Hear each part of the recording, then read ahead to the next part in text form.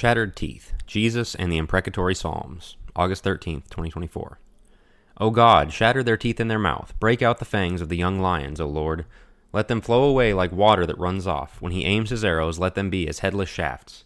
Let them be as a snail which melts away as it goes along, like the miscarriages of a woman which never see the sun. Psalm 58, 6-8. Oh, that you would slay the wicked, O God. Depart from me, therefore, men of bloodshed. For they speak against you wickedly, and your enemies take your name in vain. Do I not hate those who hate you, O Lord? And do I not loathe those who rise up against you?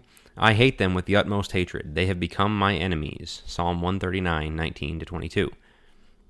I can't say I remember singing words anything remotely like those in church in my life, but Jesus almost certainly did.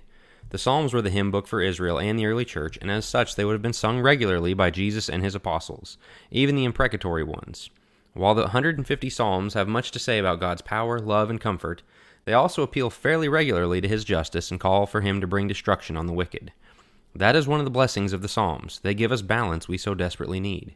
As the members of C.S. Lewis's fire department continue to emphasize God's love and patience and warn about the dangers of going too far in combating evil, in reality the church has almost no backbone at all in opposing evil.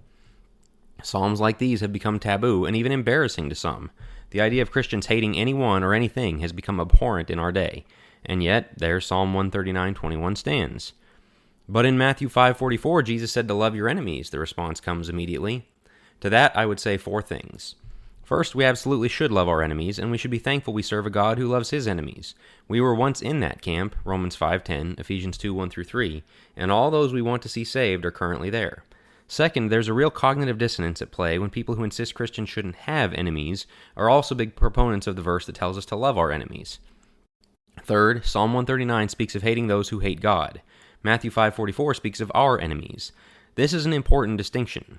The guy who cut me off in traffic, the business partner who cheated me out of money, or the soldier who is occupying my land, Matthew 5:41, is my enemy, and I should love them and pray for them.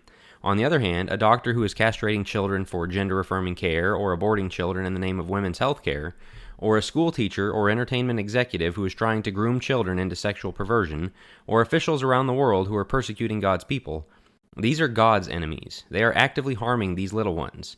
They are not run-of-the-mill unconverted people. These are people actively waging war against God. The world is waking up to the fact that there is real evil out there. Stubbornly refusing to see it out of false humility is a ridiculous practice that needs to stop.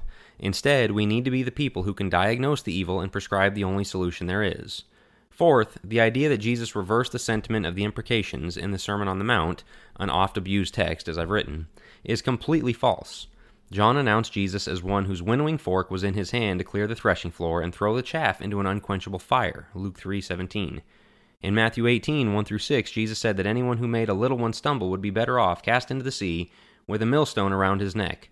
The obvious implication is he would be better off there drowning in the sea than he will be once I get a hold of him.